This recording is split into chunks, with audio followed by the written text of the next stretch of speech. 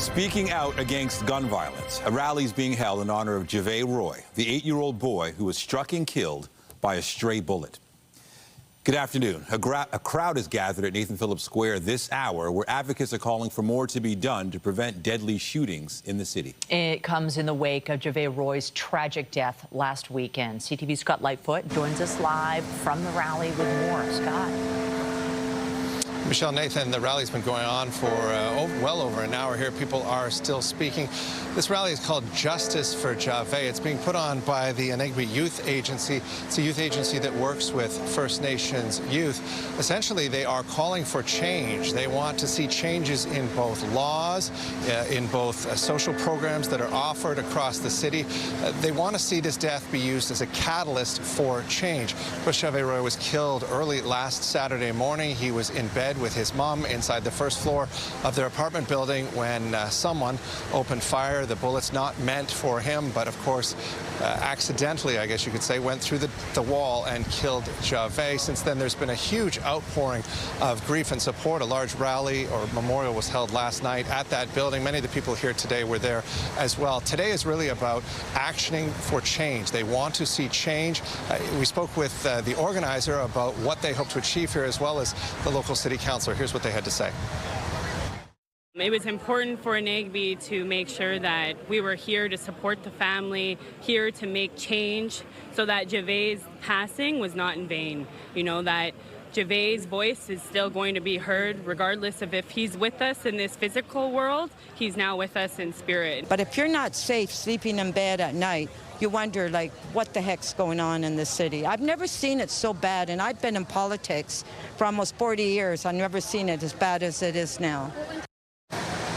So that was Councillor Francis Nunziata, the mayor, also here today, as well as some members of provincial parliament. We've also seen a number, a very large number, I would say, of mothers here today who have lost children to gun violence in the past, some of them going back decades. They say this incident really brings it home for them. It's like returning them to the grief they felt decades ago. They feel they need to come forward to support the family. And this is a family who we've heard several times was involved in the anti-gun violence movement here in the city before it so dramatically touched their own lives last weekend.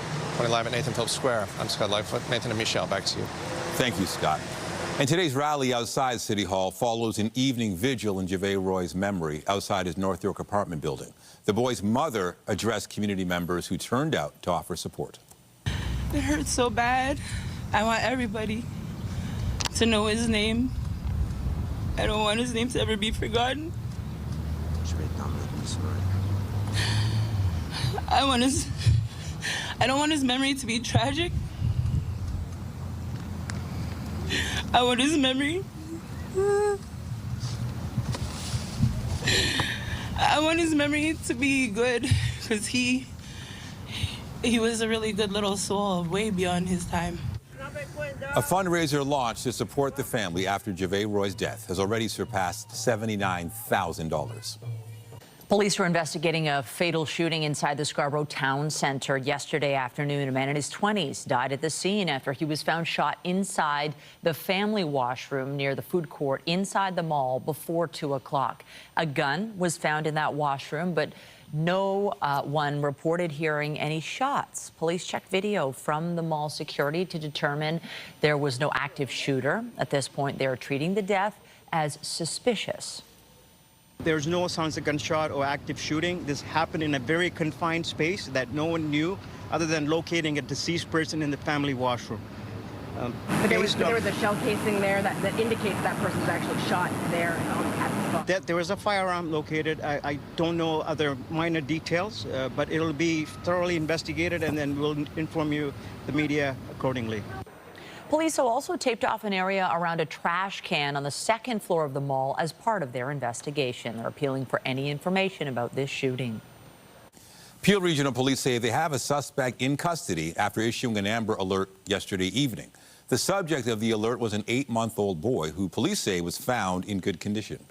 Investigators say a 40-year-old man they arrested early this morning in Brampton was the baby's uncle. Last night's Amber Alert was canceled about 40 minutes after it was issued. A home invasion in Lindsay is generating a lot of debate surrounding use of force and self-defense. A man was charged for allegedly attacking an intruder in his apartment in the middle of the night. CTV's Heather Wright reports. In this town of 22,000 people northeast of Toronto, many here are only talking about two. I heard, what happened to, Jeremy upstairs, and, from what I understand, someone, broke into his place while he was sleeping, and they attacked him, and he defended himself. It all happened in the unit above Jesse Kalabik's tattoo shop early Monday morning. Police say they were called to this apartment for a report of an altercation. They say the resident, identified in court documents as Jeremy McDonald, woke up and found an intruder in his home. A fight ensued, and the alleged intruder, identified as Michael Kyle Breen, was airlifted to a Toronto hospital with serious injuries. I think what he did was justified. There's a lot of, controversy going on right now. The controversy erupted after police charged both men. McDonald faces aggravated assault and assault with a weapon charges. Court documents suggest a knife was involved. Breen faces various charges, including possession of a weapon, break and enter, and failing to comply with probation. Something is broken. I know if someone breaks into my house or someone else's, you're going to fight for your life. This guy has a weapon. You're going to use any force you possibly can to protect your family. Kawartha Police, which laid the charges, defended their decision. Under Canadian law, individuals have the right to defend themselves and their property. However, it is important to understand that these rights are not unlimited in Canada. The law requires that any defensive action be proportionate to the threat faced. We really need to know the details of what happened inside that home. Defense attorney Joseph Newberger says it's too early to know exactly what happened inside the apartment, and says Canada does have self-defense laws despite the misinformation circulating online. We do have sufficient self-defense laws that are broad enough that if an individual comes in with a knife or a gun and you are at serious risk of bodily harm or death, you can respond with lethal force. Court documents show there was an arrest warrant out for Breen, the alleged intruder, at the time of this incident. Once he's released from hospital, he will be held in custody pending a bail hearing. Meanwhile, McDonald will be in court at the end of September. Heather Wright, CTV News, Lindsay, Ontario. We're getting an update today on the impact of the trade war on the Canadian economy. Statistics Canada is out with new retail trade numbers today. CTV's Kamal Karamali is here to break it all down for us. Kamal, the trade war between Canada and the U.S., it certainly continues to impact the retail sector. What are the new numbers from Stats Canada?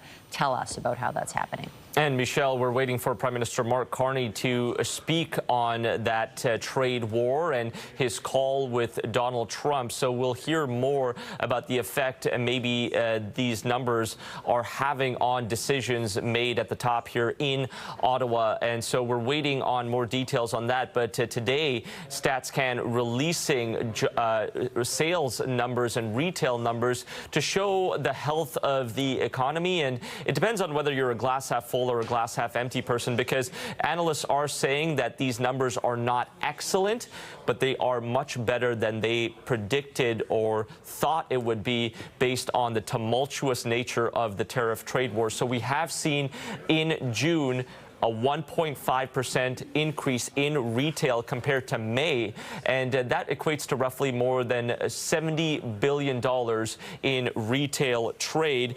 And breaking it down by sectors, we're seeing all 9 sectors see either no change or an increase, led primarily by clothing and clothing accessories, which saw a 5% increase from May into June. And food and beverage, a big retail sector that really gives us a pulse on how Canada is doing in terms of sales.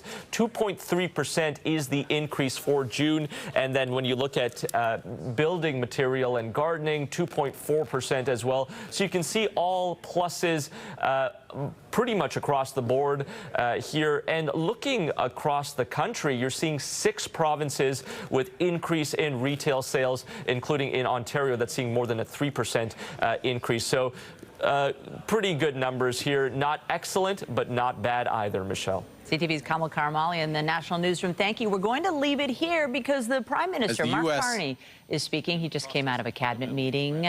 Let's listen in. All of its trading relationships. This new U.S. trade policy has several motivations. to raise tariff revenues, to protect strategic industries, to encourage foreign investment in the United States, and to change trade and non-trade policy in U.S. partners.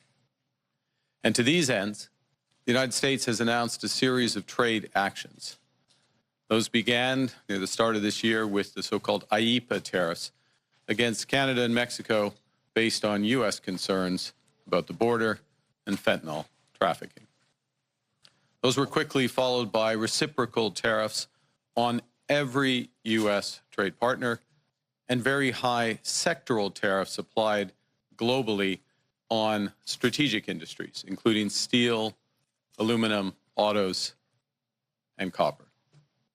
The United States has also imposed substantial trade actions on the Canadian lumber industry.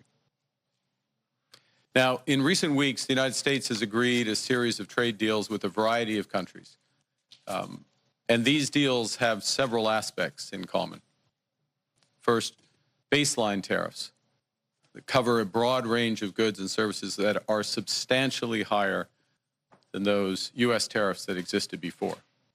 In fact, the average U.S. tariff rate on the world has jumped from just over 2% at the end of last year to almost 16%, 8 times higher, 16% currently. Those trade deals with other countries also have limited or no relief from those sectoral tariffs in those strategic industries such as steel and autos. They include substantial commitments by the U.S. trade partners for investments in the United States and significant unilateral trade liberalization measures by U.S. trade partners.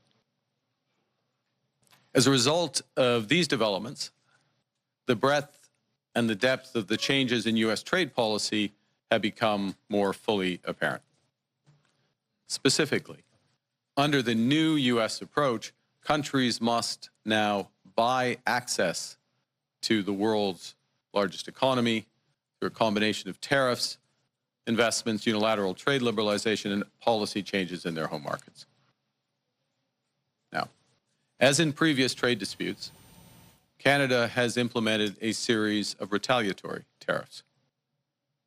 Their objectives have been to protect Canadian workers and businesses and to incentivize a negotiated settlement with the United States.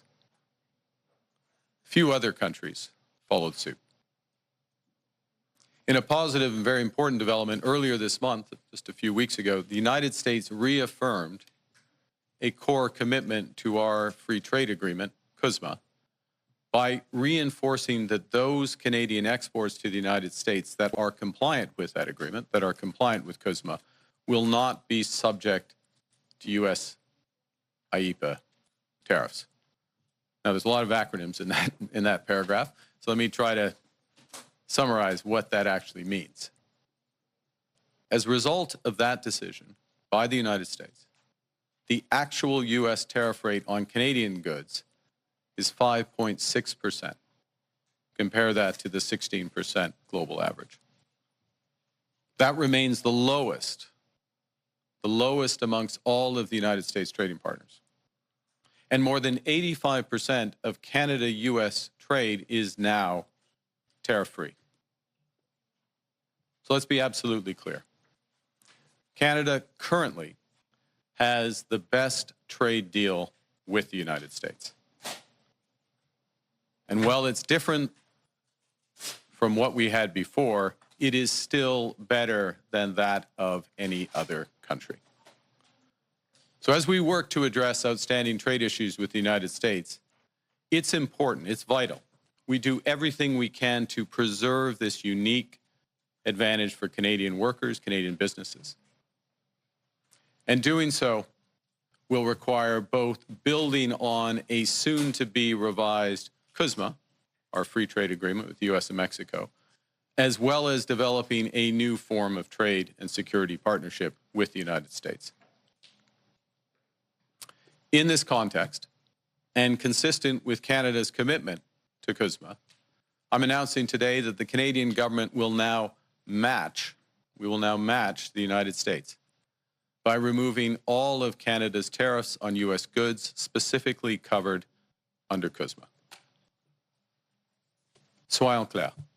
Le Canada a en ce moment le meilleur accord At this commercial time, avec les États-Unis. Canada has the best free trade agreement with the Il est U.S. différent des accords du passé.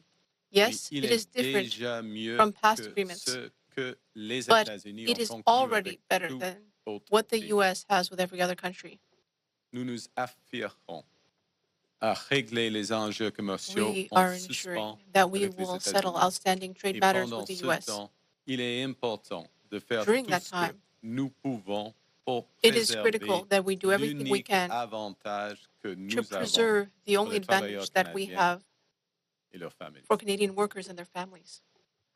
Nous devrons donc nous appuyer sur l'ACM qui sera Therefore, revu we sous peu need to depend et on nouer CUSMA, une nouvelle forme which de will be partenariat, shortly reviewed commerce et and create a new sécurité. form of trade and security partnership with the Dans ce U.S. contexte, et conformément à l'engagement du In Canada this à context, respecter l'ACM, j'annonce aujourd'hui and que in le line with our gouvernement du commitment to Canada respect prendra CUSMA, des mesures I'm announcing today des mesures that équilibrantes Canada will be à taking celles des equivalent États-Unis measures to the U.S. et measures, éliminera tous les droits de douane and that canadiens sur Canada les will be marchandises américaines qui sont eliminating all visées Canadian tariffs par l'ACM. on American goods under Cette CUSMA. décision entraînera en vigueur le 1er septembre.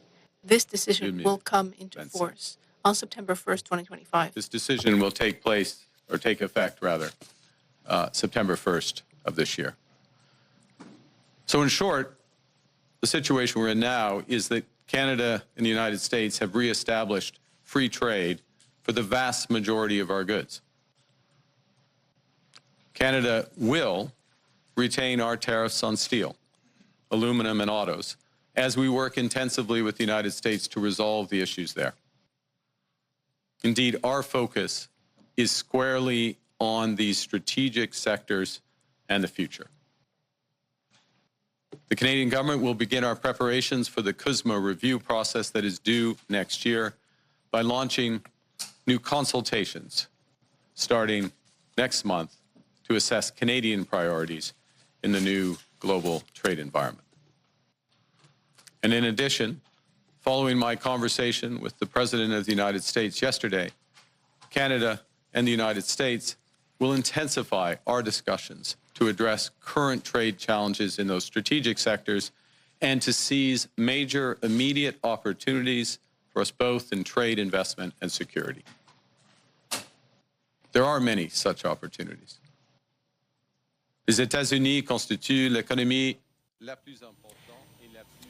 You're listening to Prime Minister Mark Carney. He just emerged from a meeting with his cabinet ministers. This was after a phone call with President Trump yesterday that the government called productive and wide-ranging. And today, the government of Canada announcing changes on the tariff front. It's as we expected. The Canadian government is going to match the U.S. by removing all of Canada's tariffs on U.S. goods covered under CUSMA. So we're pulling back on those retaliatory tariffs. Why are we doing this? The Prime Minister saying that now that the U.S. has made all these deals with other countries, it's becoming apparent the depth of changes in trade policy. And the fact of the matter is that Canada, according to him, has the best deal with the U.S. It's not ideal, but it's the best deal in regards to other countries. And Canada wants to preserve this unique advantage as we look ahead to a revised CUSMA, which is coming down the pipelines. This pulling back of those retaliatory tariffs, that's due to happen in about a week and a half from now on September 1st. But keep in mind, they are retaining the tariffs on steel, aluminum, and autos as they sort that matter out as well. We'll continue to follow this developing story, but we'll move on to some other news now. And with that, we're going to give you a live look outside this hour. This is our first look at the forecast. Lots of sunshine on this Friday, clear skies, just a few clouds, back into shorts and T-shirt weather, but it's going to cool down at night. So keep that in mind if you've got plans. Looking at the satellite radar, you can see it's pretty clear. There is a little system moving in far away from us, but that's really not a concern until maybe tomorrow night. Right now, looking across the province, we're in the mid-20s or higher. There is a humidex as well, so it does feel hotter than that. And here in the city at the islands, we're sitting at 24 right now, 25 at Pearson Airport, moving up to 27 this afternoon. So the afternoon is looking great, great conditions. We'll give you a look at the long-range forecast a little bit later on in the show. The Ontario Fire Marshal has been called in to investigate a fire that completely destroyed a home in Georgetown. Neighbors say residents had to be rescued out of the house to safety. CTV's Janice Golding is live at the scene with the very latest on this. Janice. Hi, Nathan. Yes, a harrowing escape for a family of 4 here in Georgetown overnight after flames engulfed their home. And I just actually spoke to one of the homeowners, and Vesna tells me it was around 4:20 in the morning when she was awakened by the sounds of loud booms coming from the garage. She and her husband ran to her children's rooms, grabbed them, brought them to the master bedroom. At that point, they went to the top of the stairwell, but they say the house was already full of thick black smoke. So she said there was no means of escaping the house that way. So they went back to the master bedroom, kicked out the screen window so the kids could breathe. And she said at that point they started screaming for help for their neighbors because they couldn't reach their phones. She said she is very, very grateful to her neighbors for coming to their rescue because she said she does not believe they would have survived had they had to wait for the police because the flames were spreading through the house so quickly. Now, we are told that this is believed to be an electric fire, and in fact, Vesna confirms that she had 2 electric vehicles in the garage, a Tesla and another hybrid vehicle. She said she was getting so frightened at one point. They have a backyard pool. She and her husband were thinking about flinging her children, 2 boys, into the pool to save them if they needed to. We did speak to one of the neighbors this morning that came to their family's rescue. Here's what he had to say. They were up there. We saw a window. There were all 4 of the kids were there. Family was there screaming, help, help. We saw plywood. Patrick saw plywood next to the neighbor. We took that. We put that against the house. And we just like, yo, just jump, just jump. The first kid jumped, Patrick caught him. The second kid, we got him. And then the husband and wife, we got a ladder from the neighbor. We put the ladder up on the platform, on the plywood. And then the wife was coming down. Unfortunately, she lost her balance. She fell and hurt her head, but she's okay. And then the husband, he held on, got him down.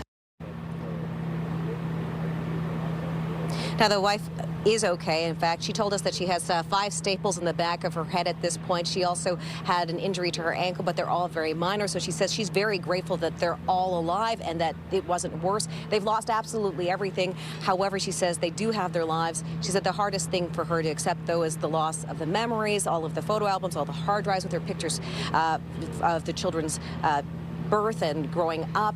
But she says the rest she can rebuild. That's it from us here in Georgetown. As you can see, fire marshal is here. 2 neighboring homes caught fire, but the blaze is not considered suspicious. Reporting live, I'm Janice Golding. Now back to Michelle and Nathan. Thank you, Janice.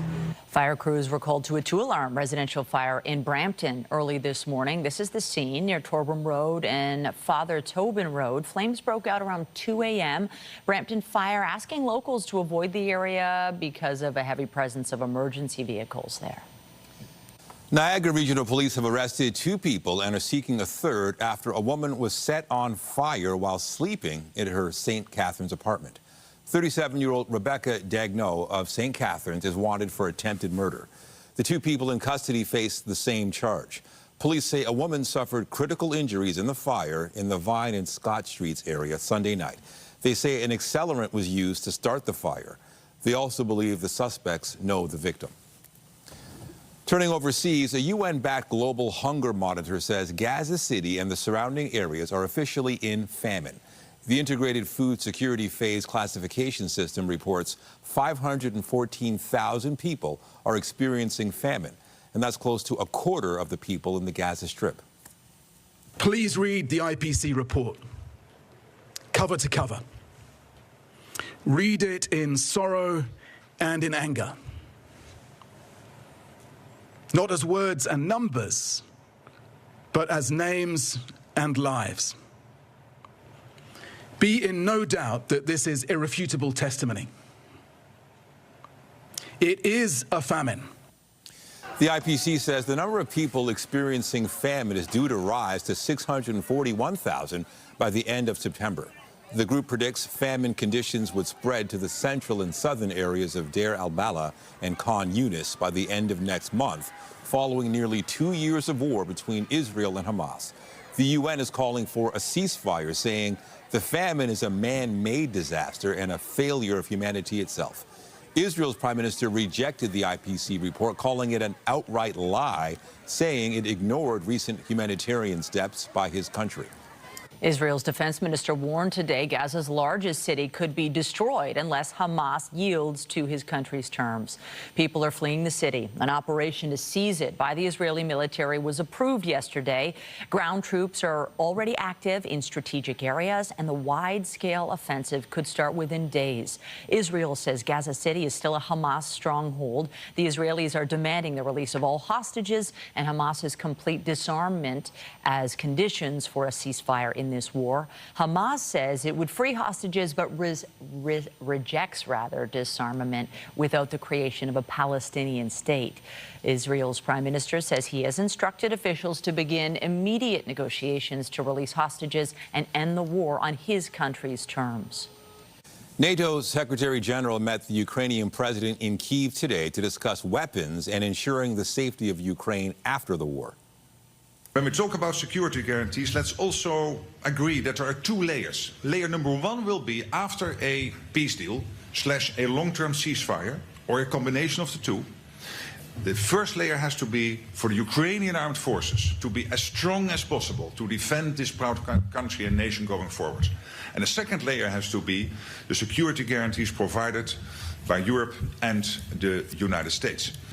To agree to a peace deal with Russia, Ukraine wants assurances that it can deter any further attacks by the Kremlin's forces.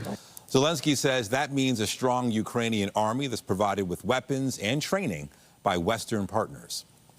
Air Canada says it expects to be close to operations in full today.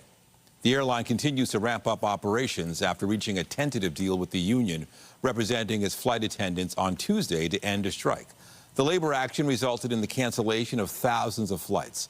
More than 10,000 flight attendants for Air Canada will be voting next week on a new tentative deal that raises wages and establishes a pay structure for time worked when planes are on the ground.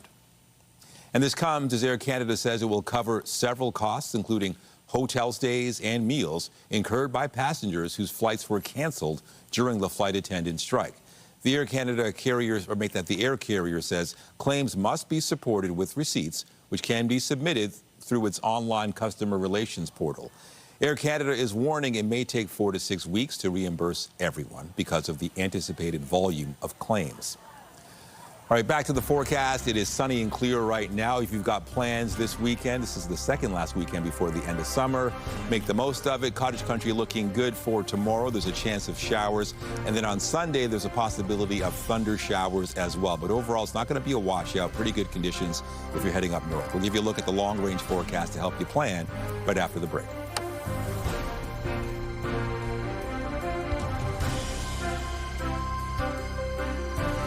When you see it happen, send it to CTV News. Text 10400 from your screen to ours. Text 10400. Fan Expo Canada is back for another year at the Metro Toronto Convention Centre. The annual event has something for everyone, from comics to sci-fi, horror, anime, video games, as well as some serious star power. CTV's Sean Leithong is our own star, and he's at Fan Expo enjoying all the sights and sounds. That's always a good time, Sean. It's fun, Michelle, and people say it's a feast for the eyes. It definitely is. If you look around me, there's so much to see just everywhere you step. Now, the area behind me is called Collector's Corner. There's 360 videos that are being taken by people. And then just a couple steps over here, you've got an installation for the Netflix show Wednesday, which they're promoting. Fan Expo is celebrating all things pop culture, and it can't be forgotten. What you see behind me right now is, of course, the comics. They seem to be everywhere as they've taken over both buildings of the Metro Toronto Convention Centre, and everywhere you go, there is something absolutely different. One thing that people do here, of course, is cosplay. The costumes seem to be absolutely everywhere. Some I know, some I don't, but everybody seems to be excited by what they're seeing. There's going to be over 130,000 people here over the 4-day event, which started yesterday and goes through the weekend. Now, I had a chance to speak to some people who were in costume, telling me what it's all about, and a little bit from what it means to be here from one of the people who work with Fan Expo. Here's what they had to say. I feel like confident in cosplay, so and there's so many cosplayers here, so it's nice to be able to like see your own people.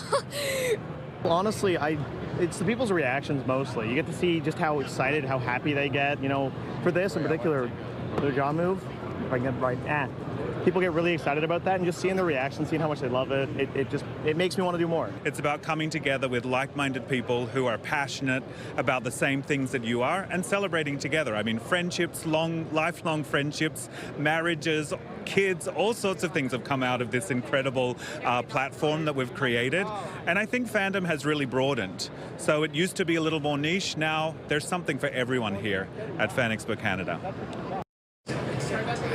Now, Fan Expo has grown over the past 30 years. The first time they had it here in Canada, it was at Roy Thompson Hall, just in the lobby. Now they've taken over every building at the Metro Toronto Convention Centre. We're in the South Building, in the very basement right now. You mentioned star power off the top. Now, we know Ewan McGregor's going to be here. William Shatner's going to be here over the weekend. Michael J. Fox and Christopher Lloyd are expected to be here to celebrate the anniversary, the 40th anniversary of Back to the Future. And we're seeing a lot of Doc Browns and Marty McFly around here today. It's going to be a blast. We'll be here for the rest of the day, and we'll have more coming up tonight. But for now, we'll throw it back to you inside. Yeah, classic movie and a classic musical. Thank you, Sean.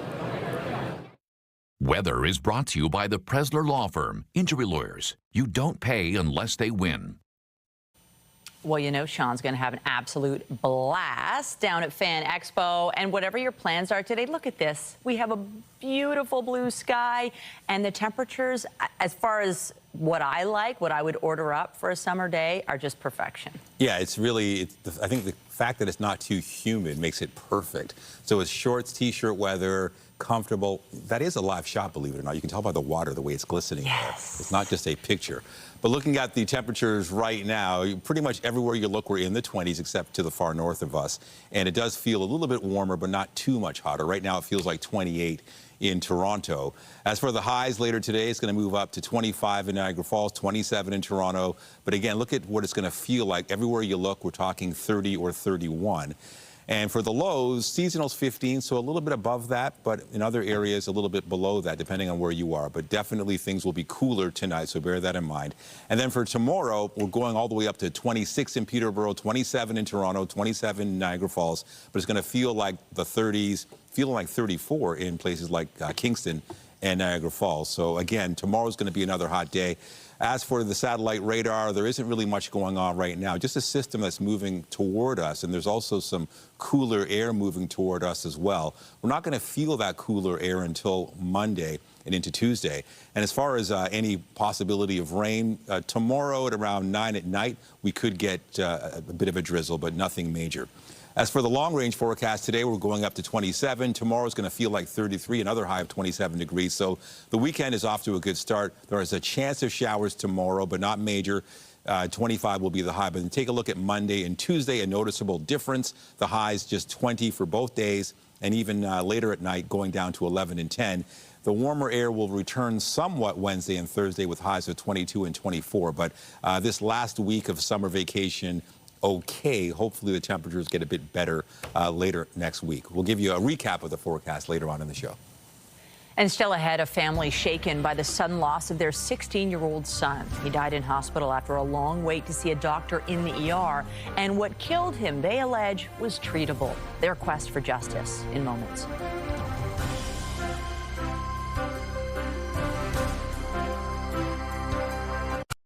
We turn to a family's quest for health care reform following the death of their 16-year-old son. They say he spent more than 8 hours waiting in another hospital at ER and then died later in hospital. As CTV's Allison Hurst reports, they want justice and to spare other families and patients from a similar experience. Finley Vanderverken, seen here scoring a goal for his hockey team, was a smart, active kid, an older brother with a big heart. He loved his ice hockey.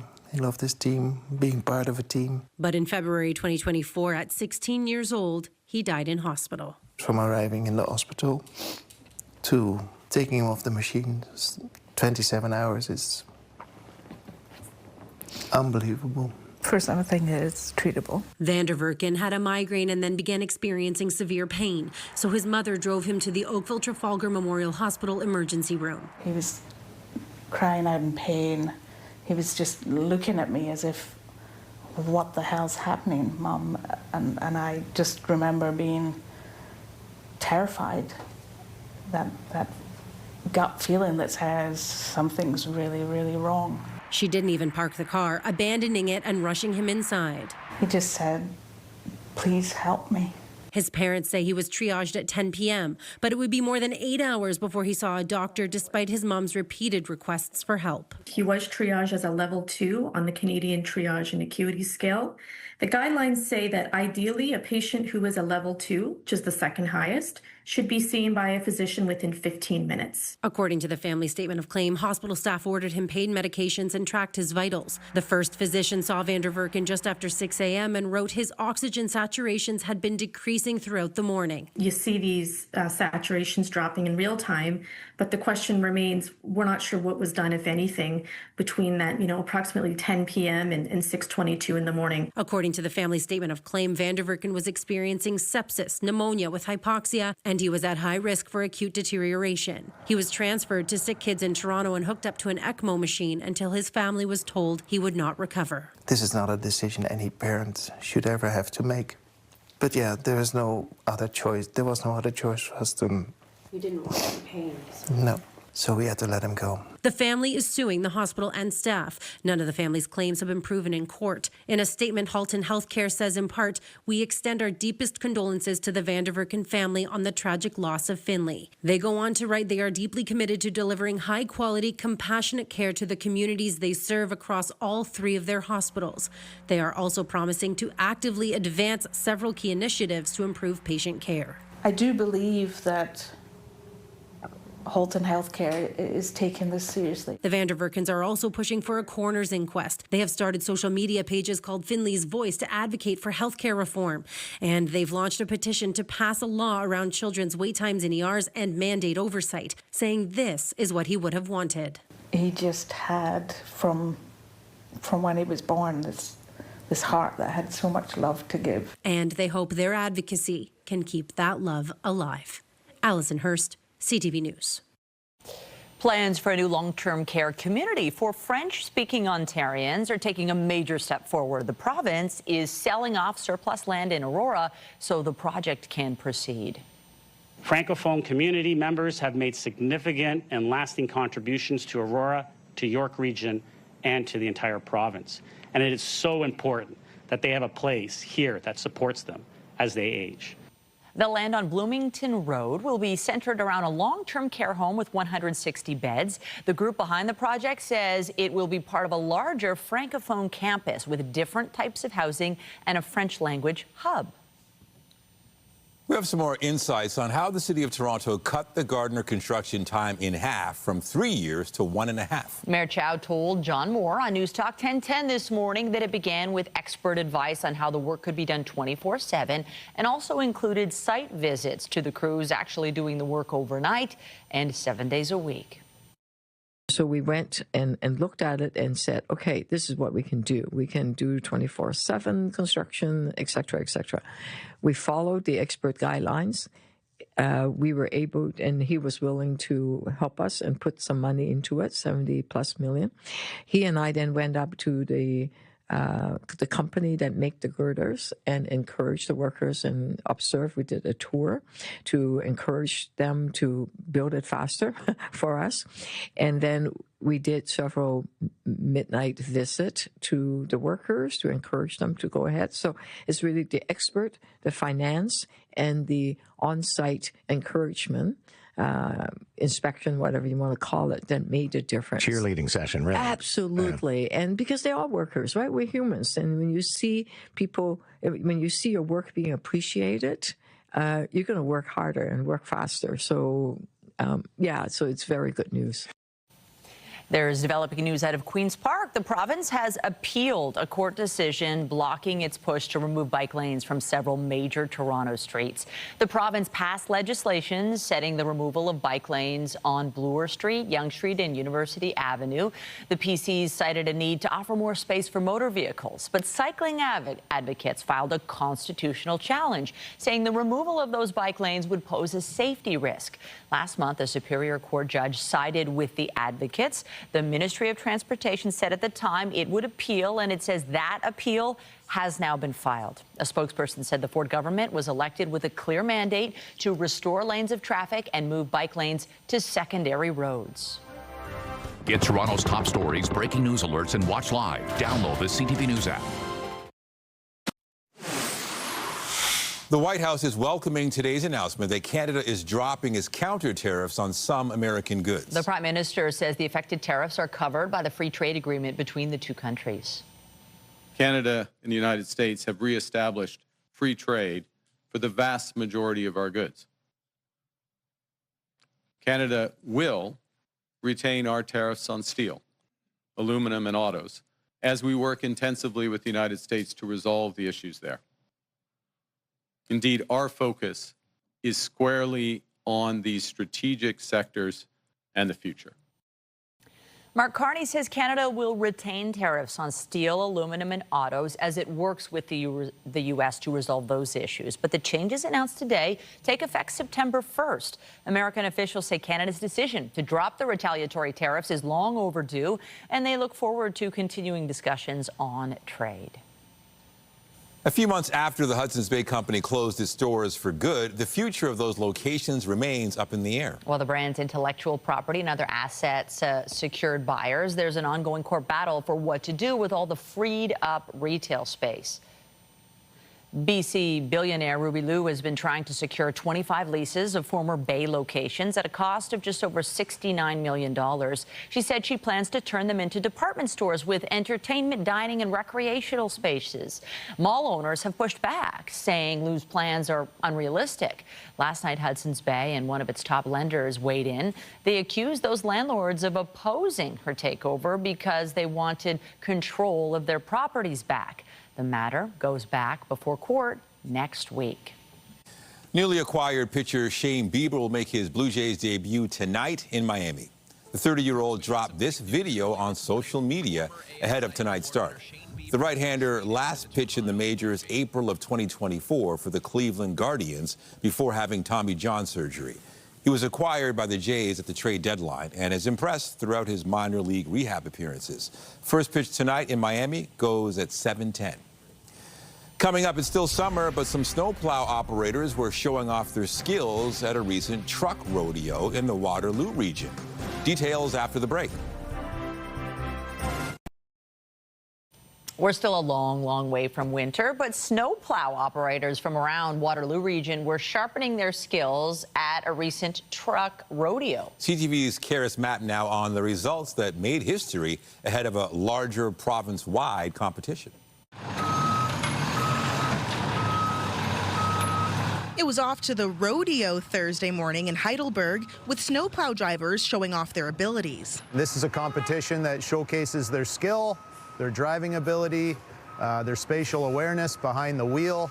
This year, 24 drivers navigating the course in preparation for the winter. Everybody you have here are from the municipalities in the region of Waterloo, and they'll be behind the wheel in winter events, maintaining all those roads through those storms. Fastest isn't necessarily the best. The competition is judged by points rather than time. You start with a perfect score when you get to each station, and then they take points off for mistakes. Tight turns, precise backups, and even an inspection station where operators need to identify truck defects. It can be stressful, but I just go and have fun. We all kind of do everything a little different, so it's nice to just see how everybody else does it. It may be a warm summer day, but organizers say each station simulates situations the driver may face come wintertime. Maneuvering around vehicles that happen to be parked on the road, being accurate in terms of where their wing is on the curb, creating some neatness in their plow route. I'm in what's called a single axle, and it's a much smaller truck, and it has a different turn radius as opposed to these with the tandem axles, and they're a little bit more difficult to turn. The top two drivers qualify for provincials. This year, Chris Painter driving into first place once again, and will be heading to Carleton Place in September. We're not a part of the snow belt, so there are guys up there that are very busy compared to us. So their seat time compared to us is sometimes double, triple. So to be able to come up from Southern Ontario and try to, represent the South of saying, hey, we get snow too. The second place driver, Darby Lehman, making history as the first woman to ever compete at the provincial competition. It's just overwhelming and insane. Like, obviously it's a competition to do this, but at the end of the day, it's all for fun. And the main goal is to just test yourself, and you end up going, Like, I didn't think I would ever end up going to provincials. Kara Smapp, CTV News, Heidelberg. All right, let's take one last look at the forecast. Sunny skies, not much happening in terms of our satellite radar. Everywhere you look, we're in the mid-20s, 25 in Toronto, 24 in Hamilton, 26 in Niagara Falls. If you're heading to the X this weekend, it's pretty good. There's a chance of showers on Sunday, but overall, shorts and T-shirt weather. Long-range forecast, things are good for the weekend. There's a chance of showers Sunday, and then notice Monday and Tuesday, cooler air is coming in, also a chance of showers. But overall, things are looking good, at least for the weekend. And that is CTV News at noon. Remember, you can get Toronto's breaking news all day long on CP24 and at ctvnewstoronto.ca. For all of us here at CTV News, have a pleasant afternoon. I'm Michelle Dubé. And I'm Nathan Downer. Be sure to join us later for CTV News at 5 and 6. Have a great afternoon.